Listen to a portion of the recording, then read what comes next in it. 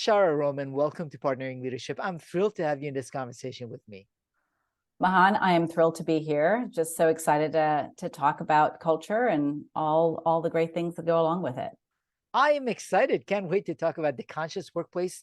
Fortify your culture to thrive in any crisis.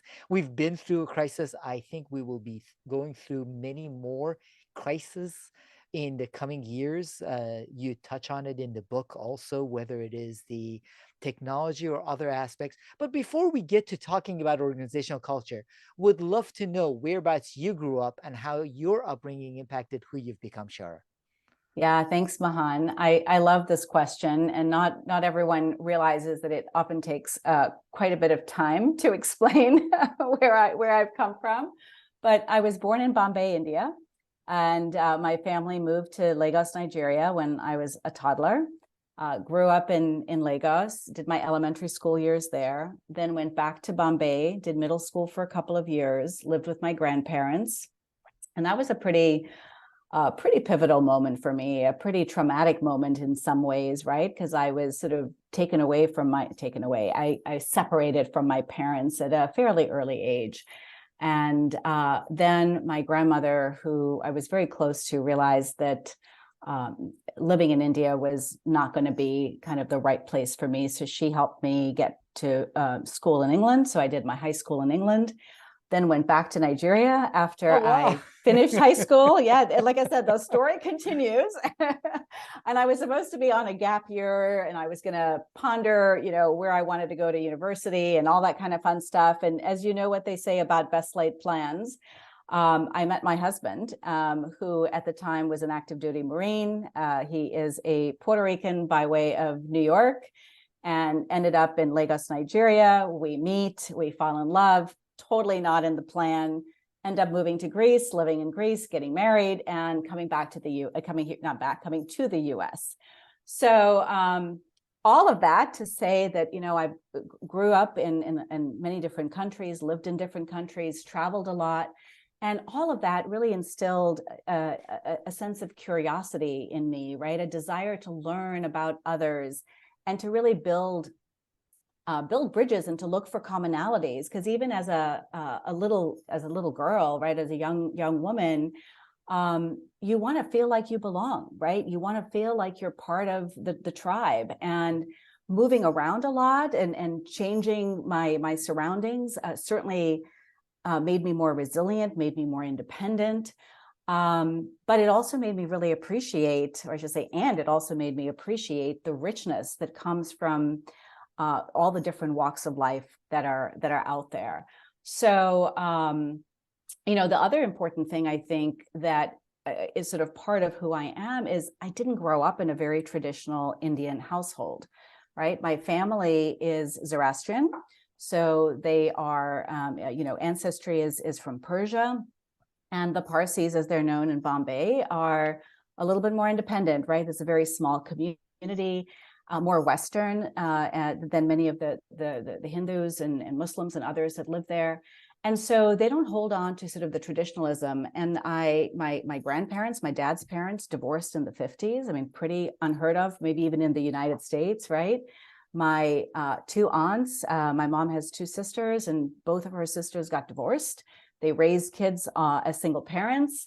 So no one subscribed to stereotypical male-female roles.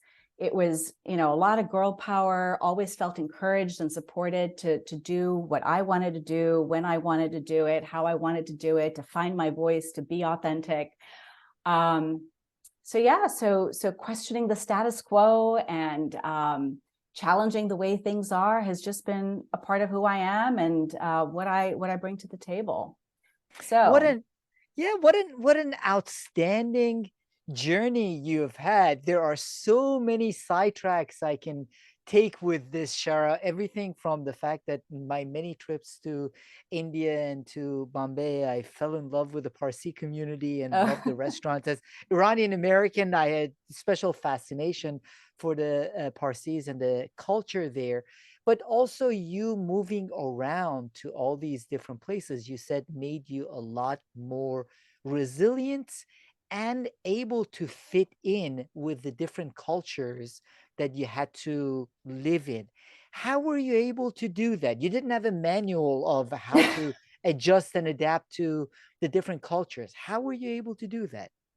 Yeah, I think for me, it was quickly learning that I had to ask questions and I had to be curious about, how other people lived, the food they ate, how they ate it, the music they listened to, the dancing that they might have done. I remember even as a little girl, growing up in Lagos, we had help in the house, right? But I would always, when my mom was napping, I would sort of run out of the house to the back where our maid lived, and I would eat with her. I had just eaten my lunch, right? And I would eat the lunch that they had prepared, which was way more interesting and way more spicy. So I just kind of got exposed to that, like being curious about what they did and how, she'd spend that afternoon combing her daughter's hair and, tying it in little braids.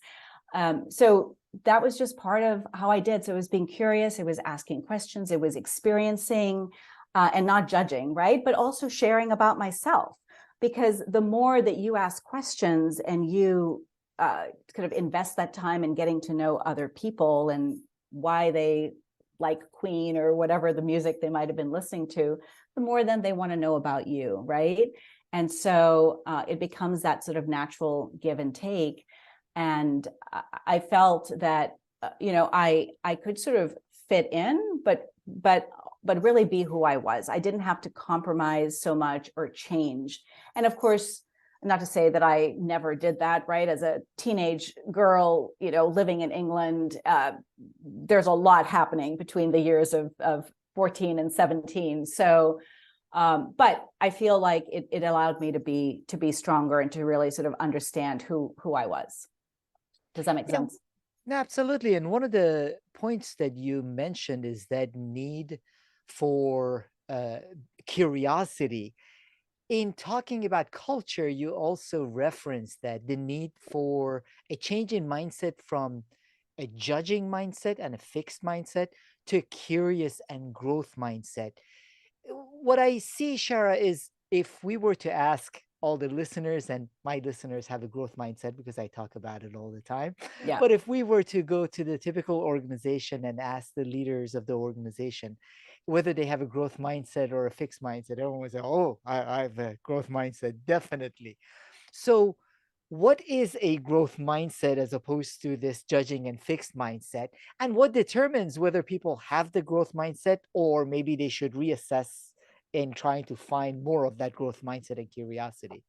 Yeah. So let's just be clear, right? A growth mindset is not about growing the top line or the bottom line or growing in, revenue or employees, right? Which is what you hear. Well, of course I have this growth mindset. But a growth mindset is sort of really coming into the world with knowing that you don't have all of the answers, with knowing that there is power in sort of sharing power, right? In sort of understanding that there is power in the collective versus the individual. And I think that and there's a few different mindsets and shifts we talk about in the book, but I think particularly in this country, right, in the US and in the Western world, we have learned about we approach life, I think, from a scarcity mindset. If in order for me to win, you have to lose. And when you are really shifting into a growth mindset, you're recognizing that there is enough for everybody and that you can all can win. And if you sort of think about, my boss actually used to say this over at CGI, he'd always say, Shara, it's not about taking a bigger piece of the pie. It's about making the pie bigger. So we can all benefit from that, and so that's what I think about as a growth mindset is how do you sort of make it better so that everybody can succeed. So power needs to be shared in an organization. Super scary for people, but that means that you can let people make decisions. You can give people information. You can be more transparent with what you're doing so that then everybody is informed and you can have those discussions. It's not about debate, right? It's really about good discussion and laying out the pros and cons versus, again, in a debate, it's sort of who wins, who gets their point across more succinctly, who's probably, potentially the better orator. And those are not necessarily the signs of success or victory, right? So it's really shifting from this win-lose mentality to a win-win mentality. It's shifting from thinking about your personal problems are just your problems and they need to be checked at the door, which is a very old mindset, right? That I certainly grew up with here. But in order for us to really allow ourselves, our organizations to grow and for us as individuals to be open to that, we have to recognize that everyone is coming in with their unique stories and situations, and they need to be able to bring their whole kind of beings into the workplace, right? Like I just shared my personal story. I can't leave any part of that at home, right? That's who I am. That's kind of the fabric of what I'm going to bring to the table every day. So, and the last couple of things is that, I think in terms of a growth mindset is that we leaders need to understand that they're no longer experts, right? And that really they are facilitators of the conversation, and they need to speak less and really listen more and allow that dialogue to happen, and to recognize that questions actually get you to a better place. When I talk with clients, I sort of say, when we have kids at home and we have toddlers, they're asking all these questions around why, and most of the time we answer them. Sometimes we get frustrated, but in the workplace, we sort of shut that down, right? And we're just like, well, just do what I tell you to do. Well, that's not always the right answer.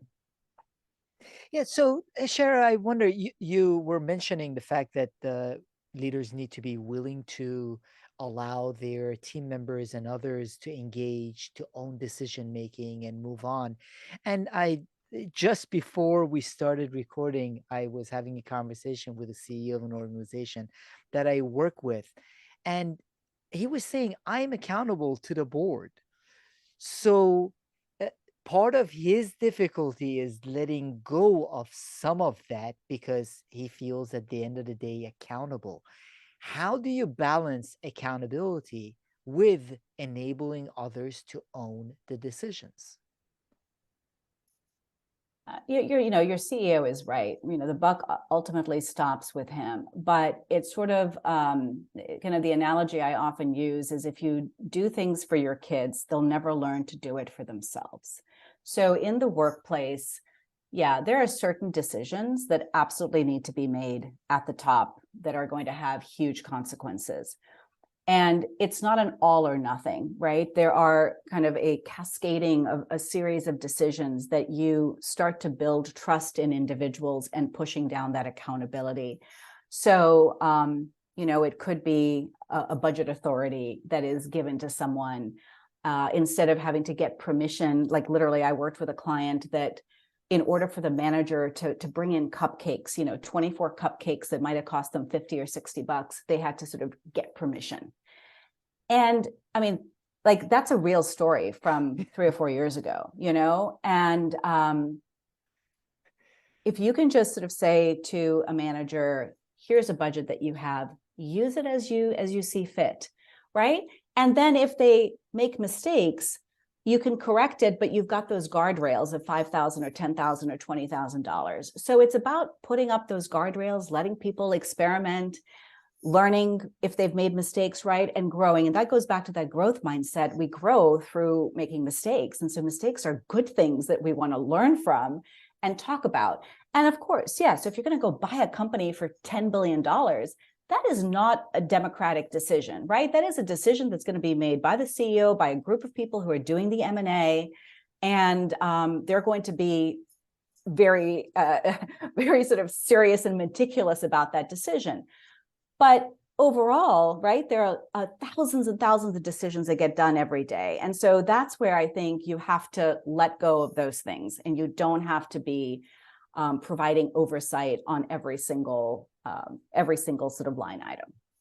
I love the way you put it, which is framing it with respect to guardrails And those guardrails, within those guardrails, people are allowed to make the decisions and then own up to the decisions and be accountable for it. At times, though, when people do that, there end up being mistakes and problems and issues. You talk a lot about the kind of culture and the importance of culture to the success of the business and serving as a cornerstone. What role do mistakes play within those guardrails in the kind of cultures that you think are important to thrive as organizations go through the future crisis? Yeah, I think mistakes are absolutely important. That's how we innovate, right? We sort of collaborate, think through, make mistakes, learn and grow. I'm sort of trying to think of a couple of different clients or sort of research that we did. But one of the organizations that we looked at that really pivoted very well during the pandemic is a company called Lisa, which is a mattress company, and they actually had, prior to the pandemic, been a little bit, they were always a nice place to live and very connected into their community, nice place to work, sorry, and connected to their community. But they wanted to bring hospital beds to hospitals that were in crisis and needing more beds, right, for patients during COVID. And so they were able to take a 9-month cycle of building a bed, creating a bed, and shortening it to 3 weeks.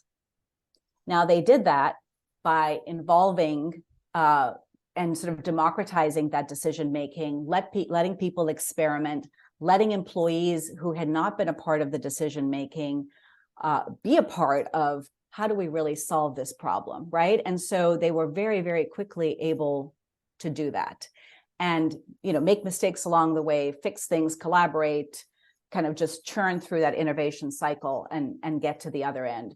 So mistakes are a huge part of growth, of a growth culture. It's a huge part of culture, of innovation. And but mistakes, when they are recognized as learning opportunities, right? I've certainly been in companies as an employee, and I've been in companies as a consultant where someone makes a mistake and they're either put in the penalty box, for the rest of their lives, or they're fired even, right? I've been reading some stuff about Elon Musk and Twitter and how he handles that. And then there are places where you screw up and you learn, right? And you work through it. I mean, I've personally kind of made mistakes along the way. And actually, one of the biggest mistakes I think that I made a lot along the way, was actually in my early 20s. When I first came here, was first married, I decided I was going to be a real estate tycoon, an insurance tycoon, insurance sales tycoon.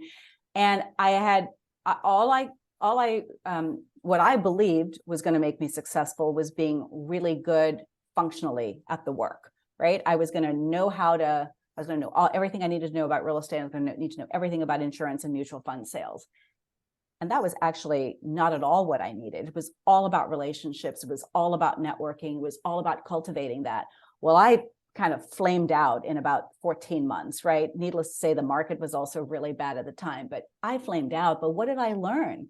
I learned that I needed to really network, and I really couldn't come at this from being the expert, but that I really needed to rely on a lot of other people. I may not have known it in that exact moment, but when I started the business 7 years ago, the Silverene Group, I knew that. And before I did anything, I talked to a whole bunch of people. So mistakes are awesome.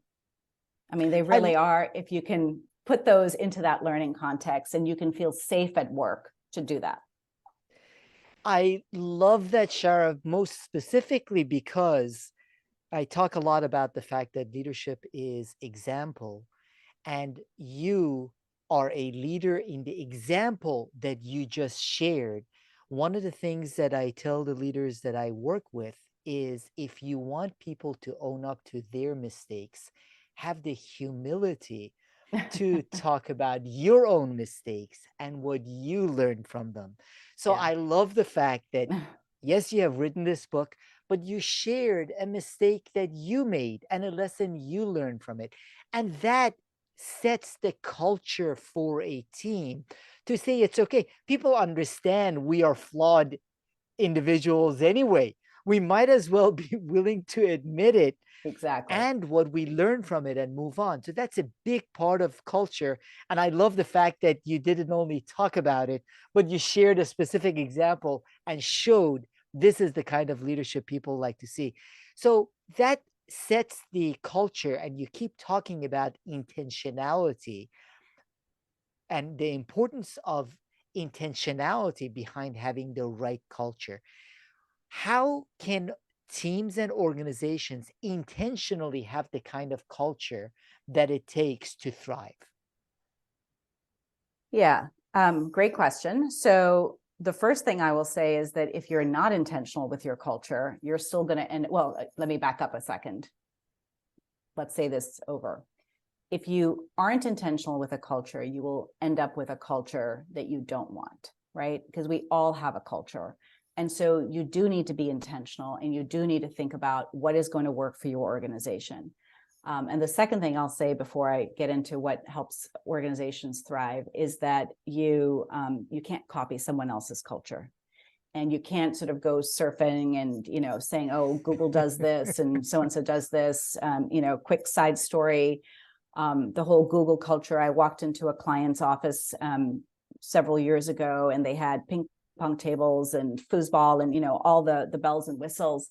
And as we were talking about how they needed help, they're like, yeah, no one's using this game room. Well, come to find out that, as we did our assessment and we get in there talking with the staff and doing focus groups and doing surveys and all this stuff, is that the moment you went in there, you got punished. You got bad looks from your manager. You got questioned, where were you? Why were you playing games?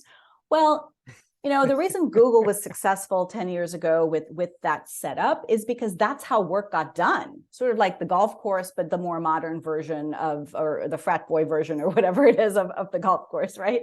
So you have to sort of really be intentional on what are you going to do? Why are you going to do it? So what I've seen is, you do need to be conscious. You do need to think about, is what you say what you do?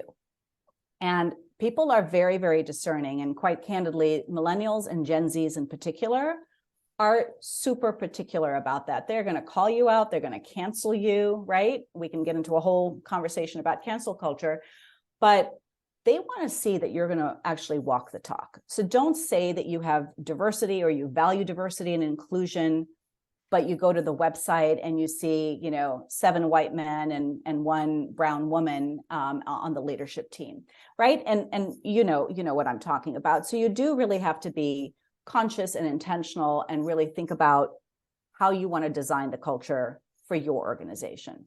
Secondly, you need to really create a sense of community, because particularly in this world where we are, spread out, whether we're virtual, fully hybrid, all in the office, and everything in between. We're more global, and this has been a trend that's been happening for some time, right? The pandemic just accelerated it. When you create community, you're creating a sense of purpose and connection that connects people's inner purpose with the purpose of the organization and makes them feel a part of something bigger than themselves.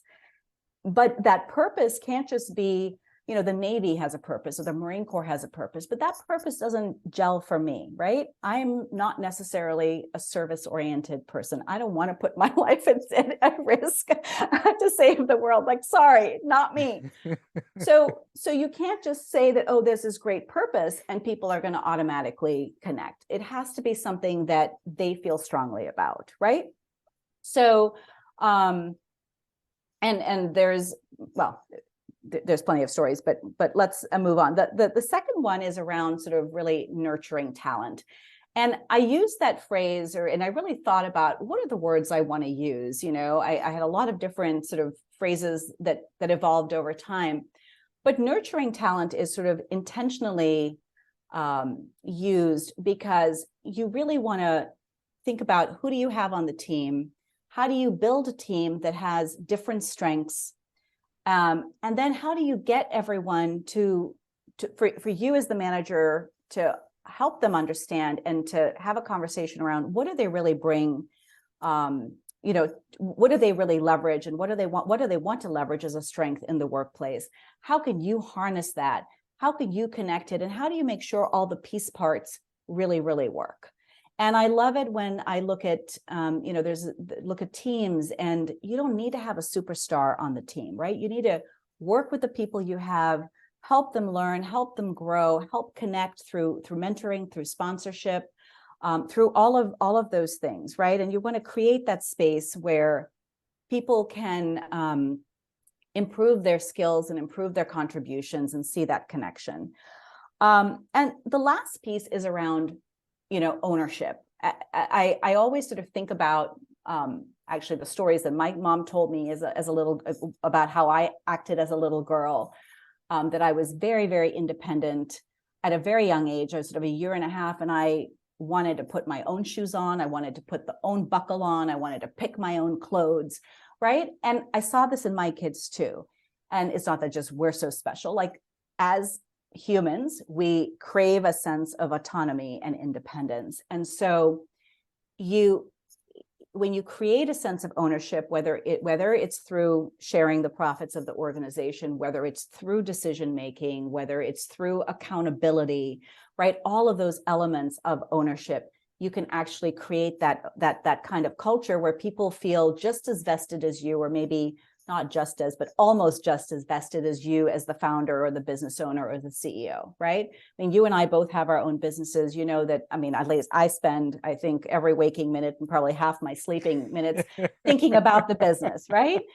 Not healthy, I know, but it's kind of like my kid. So we do that. And when you create that kind of environment where people are just as vested or almost just as vested in the success of the organization, because you're letting them direct their own path, then you're going to get that great culture, right? So it sounds very simple, but it comes to life in very different ways for every organization. So I want to unpack that a little bit there, Shara. Would love to eventually then come back to this sense of ownership, which is a big challenge that I hear from many executives and leaders in organizations. But you mentioned a lot of great perspectives with respect to how intentional leaders can be with respect to the culture. One of the concerns that sometimes I hear from leaders or podcast listeners write in, they say, my God, this is going to take full time all the time.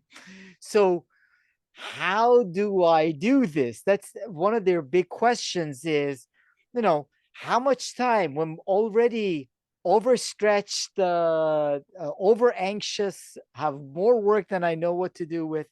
How much time, effort, focus should I be placing on culture? Whether the CEO of our organization or many instances is team leaders that want to make sure that they have a good culture within their team.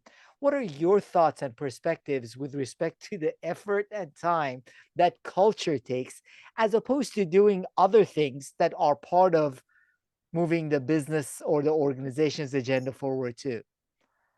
Yeah, so I think so. Great question. I get asked it all the time, right? And I know many of your other podcast speakers have sort of talked about this. There is no magic bullet for culture, right? It's like losing weight or getting in shape.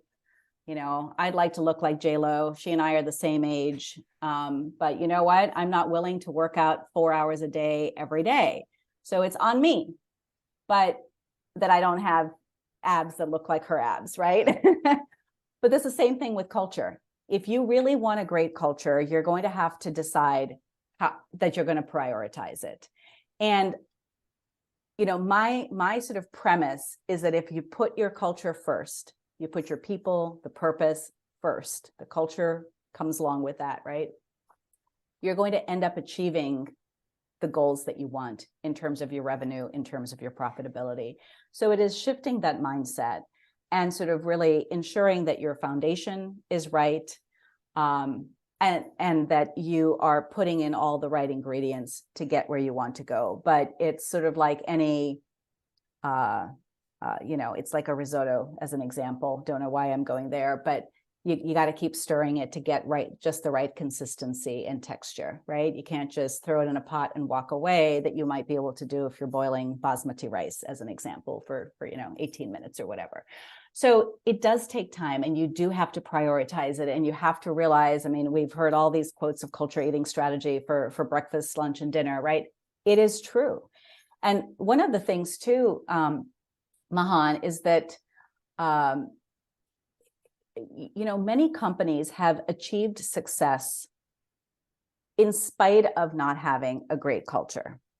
And what I would love for people to sort of just pontificate on for a minute is, what if I actually did things where I put people first, where I really sort of created this deep sense of community, where I really nurtured that talent and did all those things?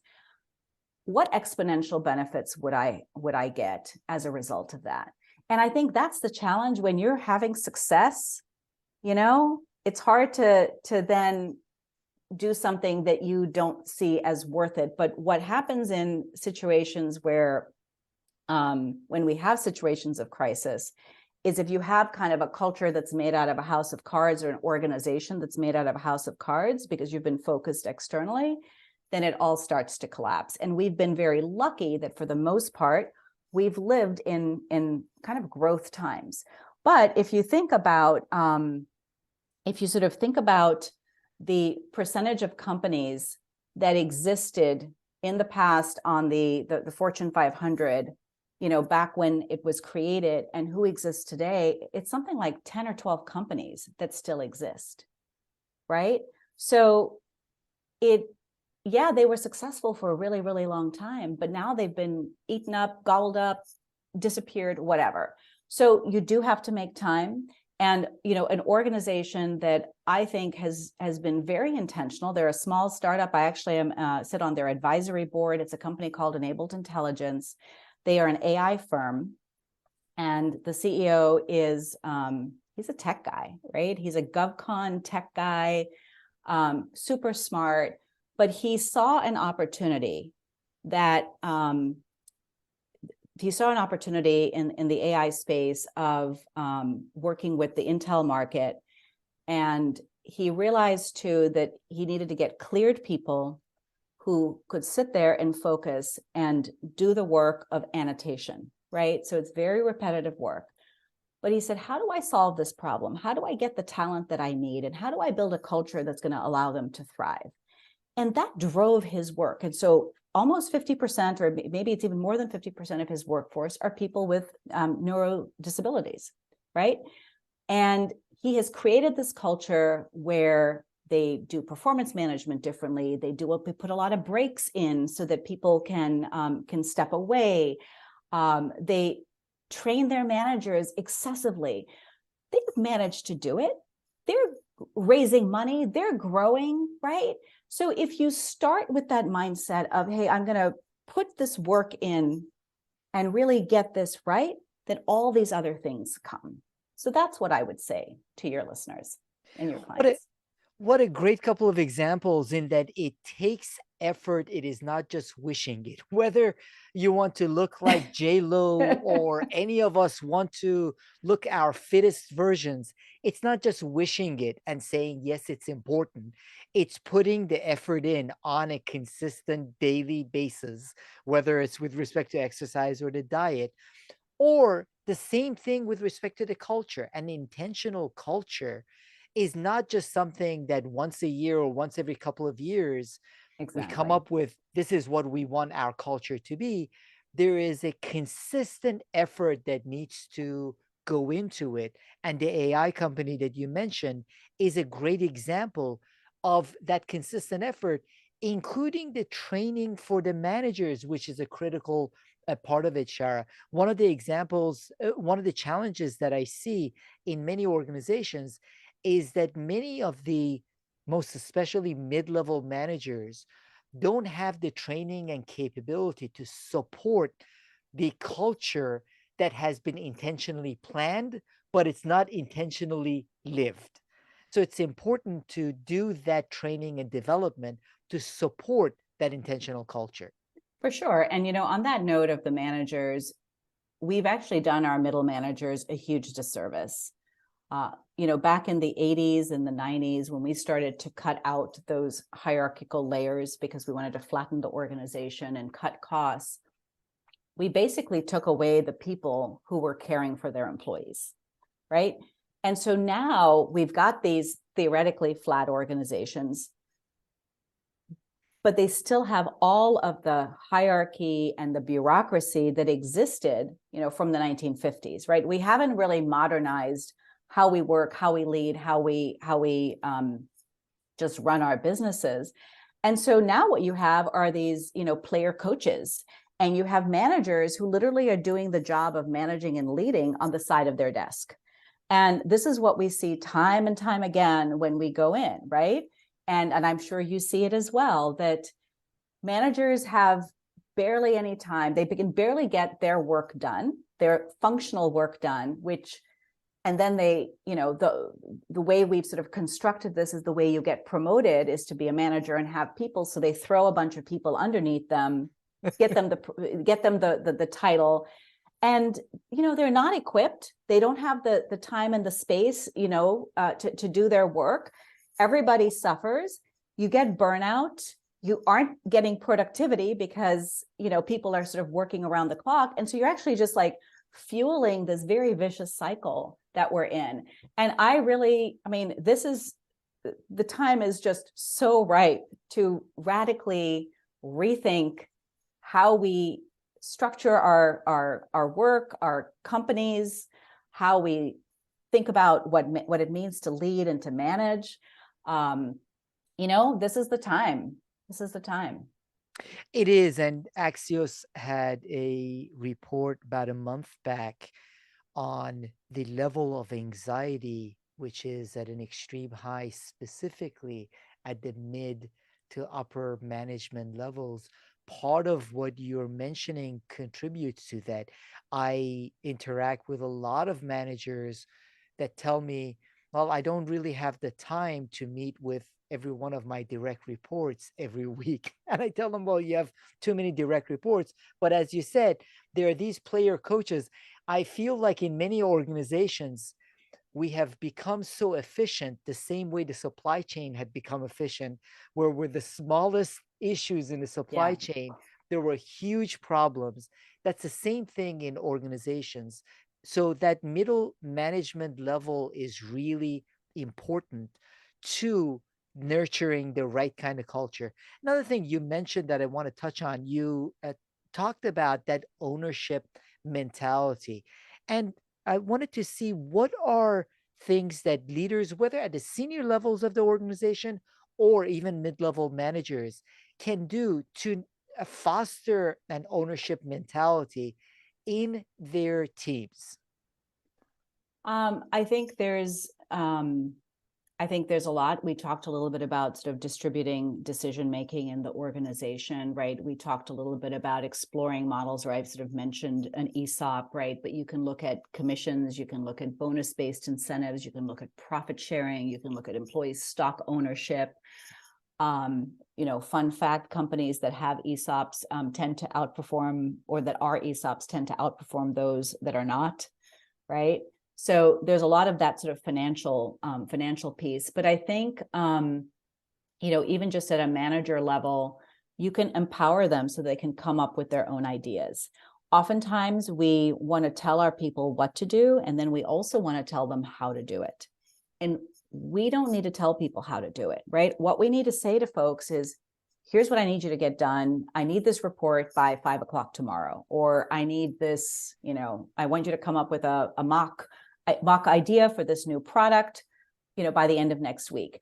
But you don't need it to prescribe to them. So really empowering them and giving them ownership over their own work, or maybe I won't use the word ownership, but empowering them and giving them sort of autonomy over their own work is, I think, one very, very good idea. The other is to really connect them back to the why, right? And connecting that inner purpose and that outer purpose and why they're doing it. Oftentimes, again, people sort of throw things over the transom and sort of say, I need you to get this to me by tomorrow. Well, why do you need it by tomorrow? What's the relevance of this document? Or, here's this report we've been doing this way. What do you use this report for? Because I actually might be able to give you something else that you can access, when you need it, as opposed to sort of going through these machinations of this report. So rooting it in the why. I mentioned letting them choose the how, and then sort of the delegation and the trust. Delegation is such a bane of managers, right? And leaders, even at the very highest levels, they tend to have their go-to people. And then they kind of keep giving more and more of the same stuff to the go-to people who end up getting burned out. And they're like, well, I don't trust anyone else to do it. Well, how do you know you don't trust them if you don't give other people an opportunity? So really try to, find other people to give the work to do and to trust them. And again, it's sort of those guardrails, right? We talked about, give them something little, see how they do, right? And you can sort of keep working it that way. And if you're just, again, not to overuse the word intentional, but if you're just intentional about how you're distributing work, what you're doing with work, how you're sort of really, thinking about ownership, you can have it done, right? It doesn't have to be this sort of big thing. When we're talking about ownership, we're not talking about giving away 80% of your company, right? It doesn't have to be that. People can just own little parts of what they do and how they contribute to the organization. And then you have to hold people accountable, right? Accountability is not sort of throwing them under the bus or, screaming at them, right? But it is sort of saying, okay, you didn't get this done, or there were a lot of mistakes. Let's talk through what happened, right? Maybe this was not something that played to your strengths. Please don't give me any detailed spreadsheets to look at, because, I can probably get it done, but not going to be the best work that I do. Yeah, and Shara, actually, that's one of the things that my solo episode in November was about, that accountability, because with the clients that I interact with, it's one of the biggest challenges that many of them have, where there is a lack of accountability, but part of that lack of accountability is what we were talking about earlier. There isn't that consistent touch point to give people the feedback and hold them accountable, which is an important part of that ownership mentality. Ownership is not just washing your hands and telling people do whatever you want to do. Right. That accountability is a critical part of it, and helps people grow and thrive in the organization as well. So it's really important. Now, I loved the fact that you touch on some of the shift and challenges ahead. I've read a lot of books, had podcast conversations, and truly believe that if we think the past 2 years were disruptive, we are in for a surprise, because Yeah. the next 5 will be a lot more disruptive. So, what are the shifts that you see happening, and what role does having a conscious culture and workplace play in organizations being able to adjust and thrive through those shifts? Well, if I had a real crystal ball about what was going to happen in the next 5 years, I'd be super, super rich. But I think here's what I've been reading about, right? We know that there's going to be there's going to be some sort of an economic downturn. We know that demographically, we've got Gen Zs, more and more of them coming into the workplace. And so we've got the Great Resignation, the quiet quit. We've got war in Ukraine. God only knows when that's going to end.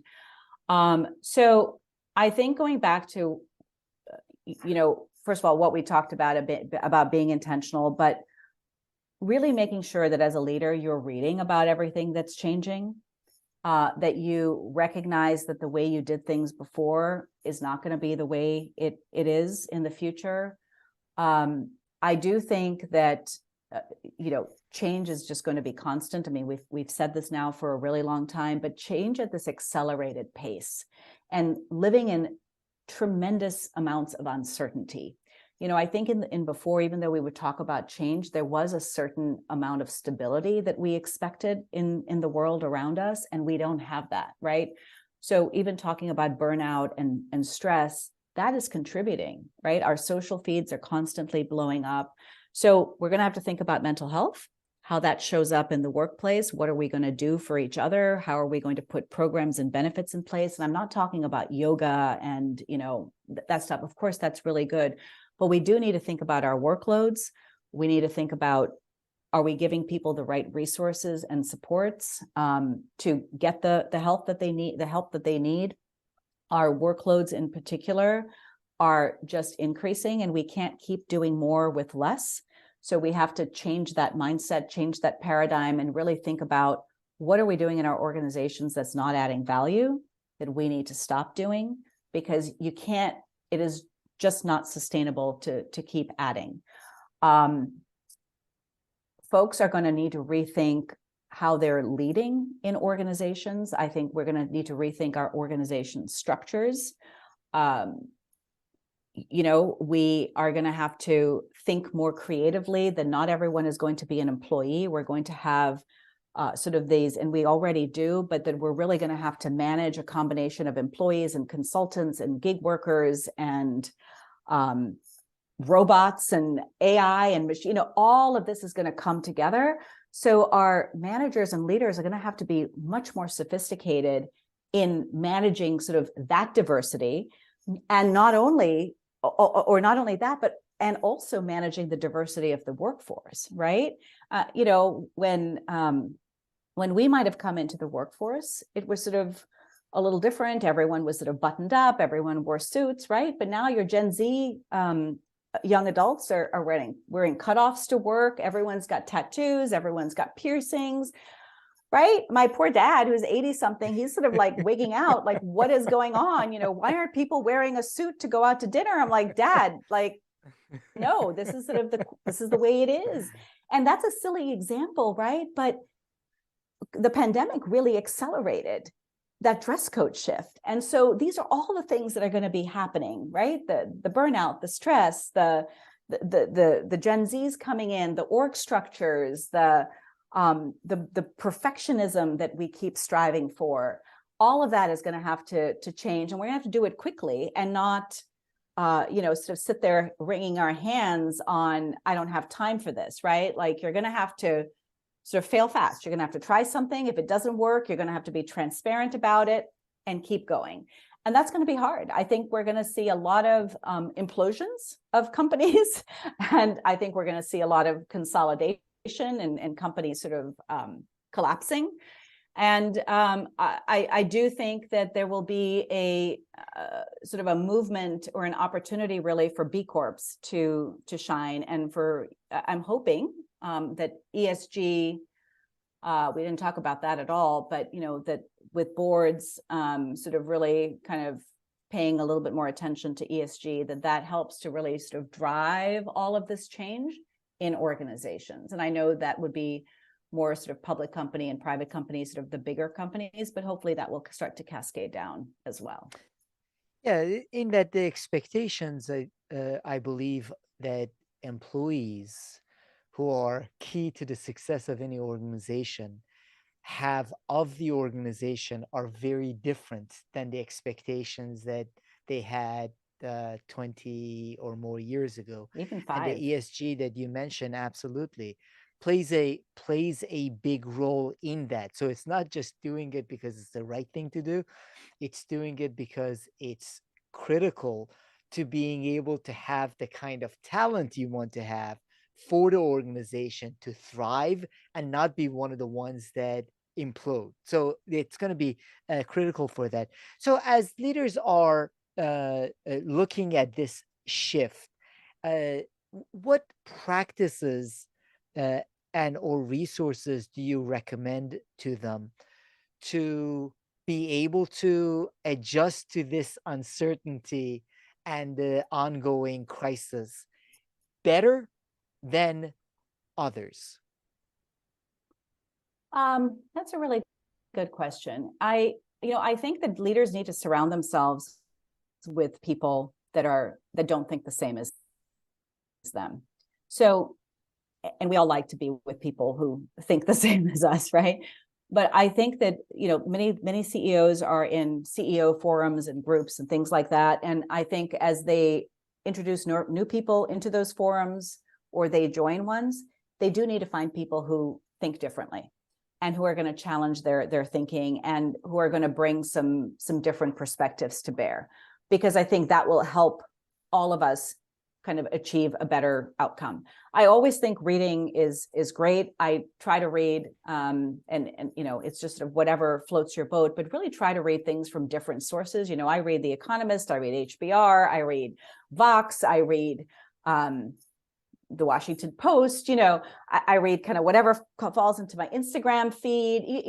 I try to just sort of hear different perspectives on what's happening, because everyone sort of reads the tea leaves in slightly different ways, and then you have to sort of just take it and do that. And so the more diverse kind of your cabinet is, so to speak, right, the better I think that they will be informed. And I think they just need to be, the last thing I'll say is just be open, right? Be open to recognizing that you don't have all the answers, that you are not right all the time, and that the world is different. And that if you don't kind of understand that fundamental piece, you're going to have a really hard time leading. It is a big challenge because the rules of the game are changing at a faster and faster pace, where it's making it really hard, but also really energizing. One of the reasons I enjoy doing this podcast, having conversations with authors like you, Shara, is that it forces me to continually learn, read great books and learn from it. I think that is going to be critical as the pace of change goes faster and faster. How can the audience find out more about you and your book, Shara? Great questions. Well, I'm on LinkedIn. That's probably one of the easiest ways to find me, and it's very simple. It's my first name, last name. So Shaara Roman, and there's 3 A's in my first name. They can go to my company website at silverenegroup.com.